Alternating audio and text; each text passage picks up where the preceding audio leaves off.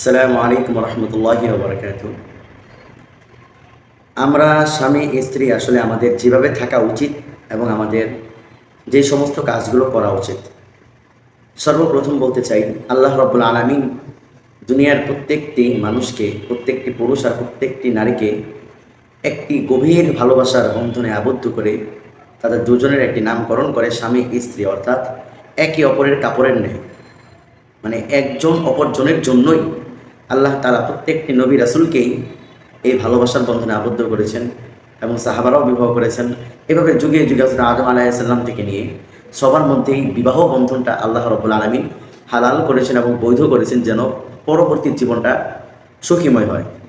এখন আমরা বিয়ে করার পর আমরা স্বামী স্ত্রীর মধ্যে আমাদের কি করা উচিত?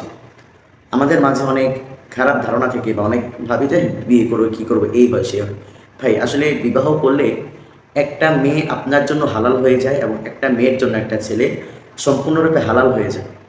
আল্লাহ তাআলা মানুষের প্রত্যেকটি সুখের আগে বা প্রত্যেকটি সুখের উপরে মানুষের যৌবনকালকে, মানুষের যৌবন নামক এমন একটি বরকত রহম দান করেছেন আল্লাহ, যেই যৌবনটা একমাত্র স্ত্রীর জন্য স্বামী, স্বামীর জন্য স্ত্রী, এই দুইজনের কাছেই দুইজনের যৌবনটা পরিপূর্ণ তৃপ্তি লাভ করে।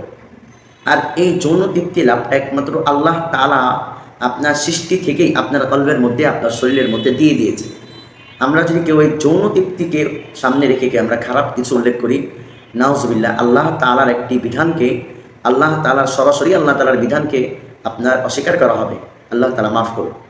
স্বামী স্ত্রীর করতে হবে একজন অপরজনকে সম্পূর্ণরূপে ভালোবাসতে হবে এবং মানতে হবে। এবং আপনার মানসিক তৃপ্তির পর আপনারা স্বামী স্ত্রী মিলে সন্তান জন্মদান করবেন, অবশ্যই অবশ্যই। তবে সেটা পরিস্থিতি বুঝে, বেশি দেরি করা যাবে না। আপনাদের বিবাহের মাধ্যমে আপনাদের সন্তান হবে এবং দুনিয়াতে আল্লাহ তাআলার যে মানুষের ধারাবাহিকতা আছে, এটা সম্পূর্ণরূপে হতেই থাকবে বিবাহের মাধ্যমে। আপনি বিবাহ করার পর আপনার স্ত্রীর সাথে আপনি যেই সমস্ত কাজগুলোই করেন না কেন, সবগুলোর মধ্যেই কিন্তু আল্লাহ তাআলা আপনার জন্য সওয়াব আর সওয়াব রেখে দিয়েছে। অসংখ্য অগণিত সওয়াব, যেগুলো আপনি কল্পনা করতে পারবেন না। যদি জানতে চান অবশ্যই একটু ফোনে গুগলে আপনারা পড়ে নেবেন, সার্চ দিলে পেয়ে যাবেন। স্বামী স্ত্রী সর্বপ্রথম আল্লাহ তাআলার ইবাদত করবেন। দ্বিতীয়ত হচ্ছে সংসারে কিভাবে সুখ আনা যায়, এই সুখগুলো আনার জন্য চেষ্টা করবেন। বিবাহর পর মেয়ে মা বাবা থেকে আলাদা হয়ে যায় এবং ছেলে তার মা বাবার সাথেও আরও একজন মেয়েকে যুক্ত করে তাদের ফ্যামিলিটা বড় হয়। বিয়ের পর মেয়ের বাবা মার ফ্যামিলি ছোট হয়, ছেলের বাবা মার ফ্যামিলি বড় হয়। কারণ বিয়ে হলে মেয়ে বাড়ি থেকে চলে যায়, আর ছেলের বিয়ে হলে বউ বাড়িতে আসে এবং নাতি নাতি হয়। এই জন্য ছেলের ফ্যামিলি বড় হতে থাকে। সেই ক্ষেত্রে আমাদের বাবা মারা যারা আছি, আমরা বাবা মারাও ছেলে মেয়েদেরকে কিছুটা সাপোর্ট করব। এবং যারা বিবাহ করব, নতুন বা পুরান যেখানেই করি না কেন, বিবাহ করার পর অবশ্যই অবশ্যই প্রত্যেকের বাবা মাকে সাপোর্ট করবেন এবং ভালোবাসবেন। আপনি মেয়ে হয়েছেন বিদায় আপনার বাবা মাকে ভালোবাসবেন না, এমনটা কিন্তু না। আপনি মেয়ে, আপনার যেখানে আসার আপনি সেখানে এসেছেন, কিন্তু আপনার বাবার ভালোবাসা কখনোই কমে নাই, মার ভালোবাসা কখনোই কমে নাই। আপনি মেয়ে হয়ে আপনার বাবা মাকে ভালোবাসতে হবে এবং তার পাশাপাশি আপনার বাবা মার মতোই, প্রয়োজনে তার থেকে বেশি আপনার শ্বশুর শাশুড়িকে ভালোবাসবেন। তবে এমনটা করা যাবে না যে বাবা মাকে ভালো না বেসে শ্বশুর শাশুড়িকে ভালোবাসেন। যারা ছেলে আছি আমরা মা বাবাকে তো ভালোবাসবই, তাছাড়া আপনি যে মেয়েটাকে আপনার ঘরে তার মা বাবার কাছ থেকে নিয়ে এসেছেন, তার বাবা মার মনে অবশ্যই কিছুটা কষ্ট কাজ করে, মেয়েটা ঘরে নাই।